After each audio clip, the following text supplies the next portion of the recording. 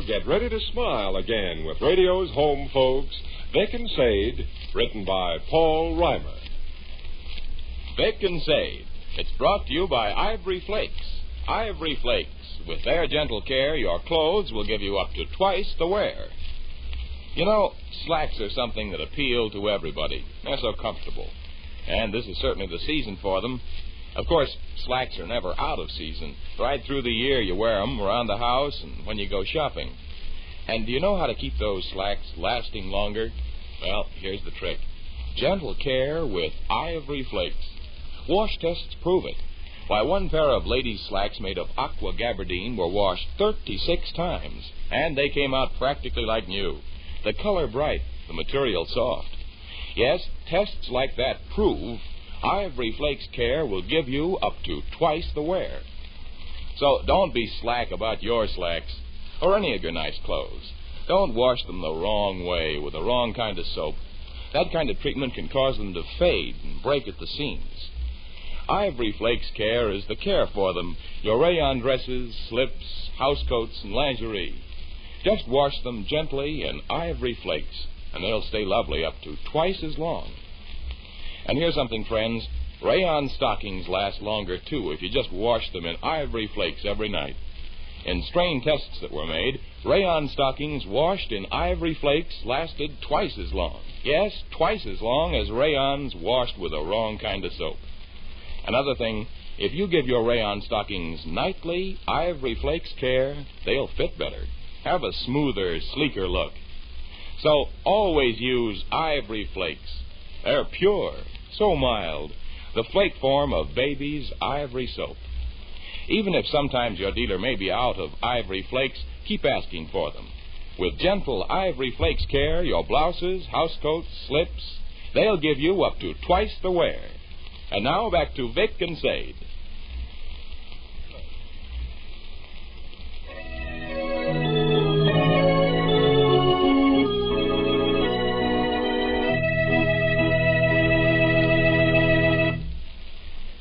Well, sir, Mr. and Mrs. Victor Cook are settled for a quiet evening at home as we join them in the living room of the small house halfway up in the next block now. Our friends are seated on the Davenport, occupied with sections of the newspaper, and for some little time, complete silence has prevailed. But at length... Florence Ratfunnel gets her name in the paper, I see. Is this the truth? What? Is this the truth? Bunch of ladies over on Jackson Street had a tea, and she poured. A group of mothers of grade school-age children met at the home... Well, this is just talky-talk and trash. Down at the bottom, it says, Ms. Atwood Hoppers and Mrs. Arthur Ratfunnel poured. This is, how should I say, a dandy? Florence will say dandy. She loves having her name in the paper. Guys, it's been a long time since I saw that girl. We used to be almost chummy when they lived on University Avenue there. Since they moved out on Jackson Street, I don't see her 9 times a year. Her and Arthur might just as well have moved to North Dakota or someplace. Ish. Hello, Daddy. What? I said, hello, Daddy. Hello, Sadie. Russell sneak off somewhere? Yes. Where'd he go? YMCA. Huh? YMCA. What's this funny man's business? Oh, my. Oh, Victor Gook, you're as transparent as my shoestring. I know I am. Person can see through you like they can see through Detroit, Michigan. I know it. All I have to do when you feel guilty about something is just glance at you, and you turn red as fire and giggle and whimper and claw at your hair and sit on your feet and try to hide your head down in your vest. Oh, hey, now, hold on a minute. I'm sure I don't go through all those contortions. Yes, you do. Am I red as fire? Uh-huh. Am I giggling and whimpering? Yes. Am I clawing at my hair and sitting on my feet? Sure. But my feet are stuck out in front of me. That don't hurt. My feet are stuck out in front of me, but I'm sitting on them all the same, huh? Yes. There we have an example of a woman's logic. Tell me what the new silliness is. No silliness? Why do you look at me out of the corner of your eye? Why do you act guilty and foolish? Goodness, if I couldn't recognize those signs after all these years, I'd have to be the thickest-headed nitwit that ever... Oh, thunder, say it is too warm of an evening for this kind of lunacy. Let's read the newspaper. Says here the guys down to City Hall are thinking about repaving the 800 block on West Jefferson Street. What'd you say a minute ago? Aloe Sade? I don't remember what I said a minute ago. You said Aloe Sade a minute ago. Also, you said Russell was down at the WMCA or some kind of gibberish. Gibberish is right. After you said Aloe Sade and Russell is down at the WMCA, you tittered and blushed and giggled and peeked at me oblique and silly out of the corner of your eye. I bet I also sat on my feet. Yeah. I bet I'm sitting on my feet now. Well, just bet you 5 cents, Vic. I can put all this together just like you'd put together a jigsaw puzzle. Oh, isn't this just a little trivial for adults? No, but I just bet I can. A little trivial, a little absurd. We have to discuss something. Somebody told you ought to talk foreign. Somebody told you ought to talk with a foreign accent. Kiddo, you're a wonder. Hit the nail on the head. Square on the head. It wasn't so terrible difficult. I disagree. Strikes me as being most remarkable. I've been married to you a pretty long while, you know. Have I ever in all our wedded life come home and spoken a few words? Millions of times. Squillions of times. Well, I still say it's remarkable. Oh, easy as pie. Permit me to cling to my opinion, Sadie. I doff my hat to you in admiration. Thanks. Say, if they do repave the 800 block on West Jefferson Street, it'll inconvenience Charlie Myers. Charlie hasn't got any alley out in back of his house. He'll have to keep his automobile in the 700 block. What? 700 block.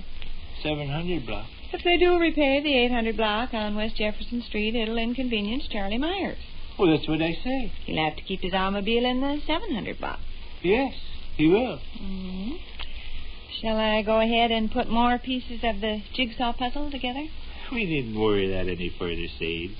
I praise your smartness. I admired your cleverness. Admire it some more. You just want to squeeze additional compliments out of me. Well, all right, maybe I do. I don't get many compliments. Listen and see how close I come on this now. You and the crowd of kids that hangs around the telephone switchboard down at the plant noon times were gathered there today, and one of the kids... it's this business, is it? This business?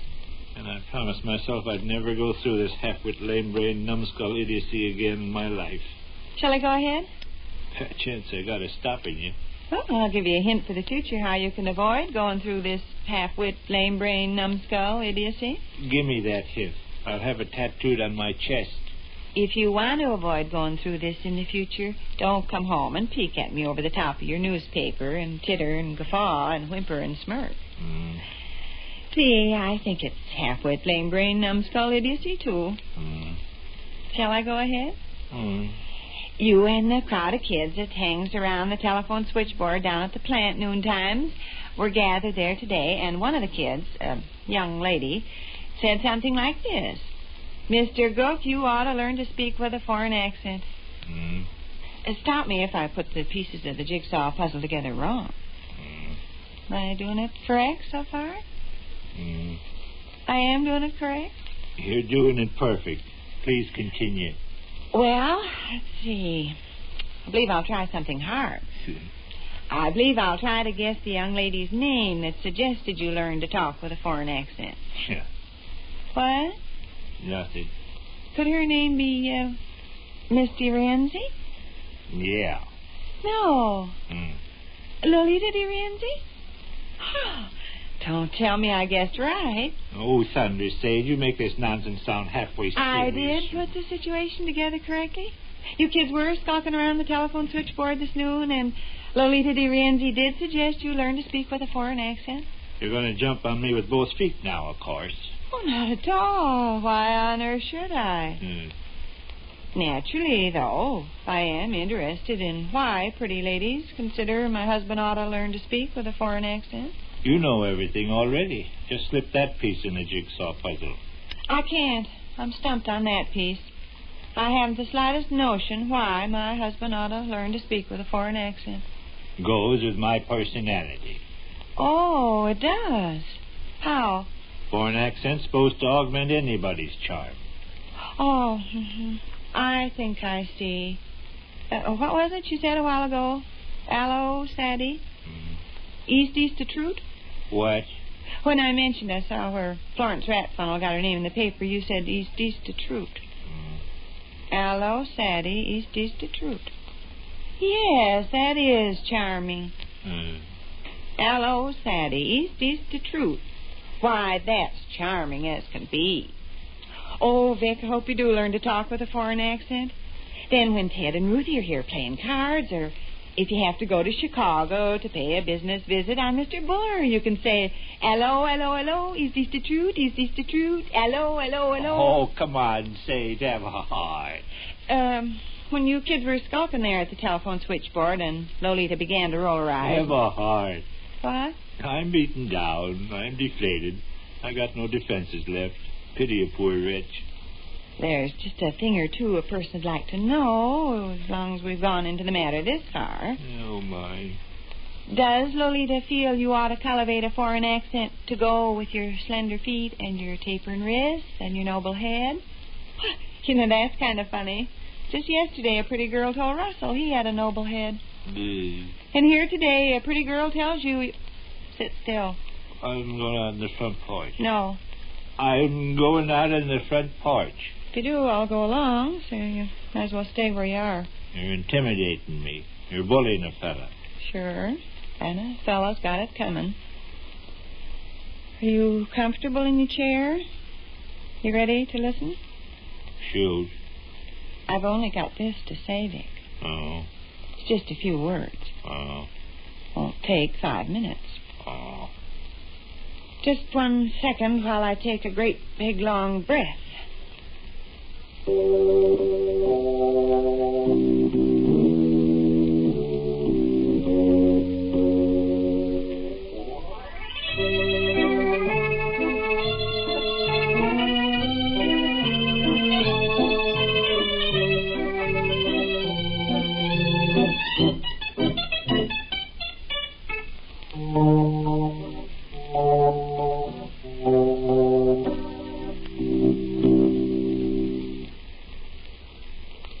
Which concludes another brief interlude at the small house halfway up in the next block.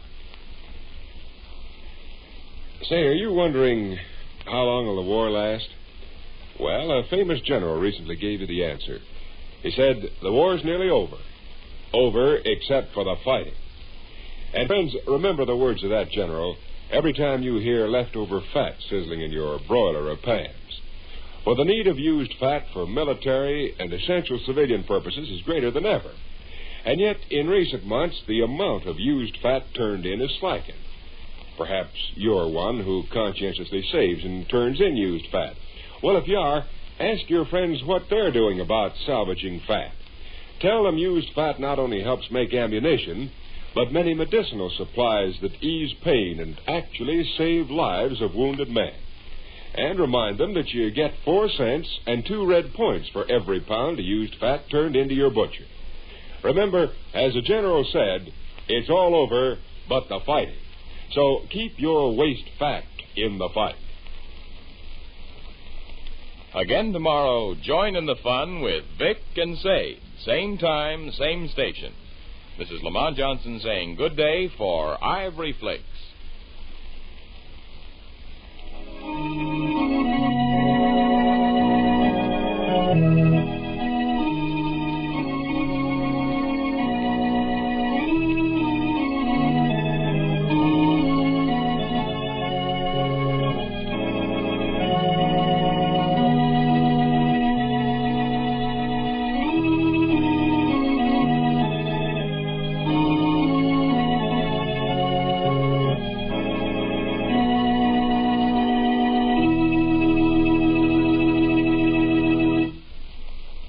Don't slacken fat-saving habits. Now, more than ever, fighting men need ammunition, medicinal supplies. Save, turn in used fats. This is the National Broadcasting Company.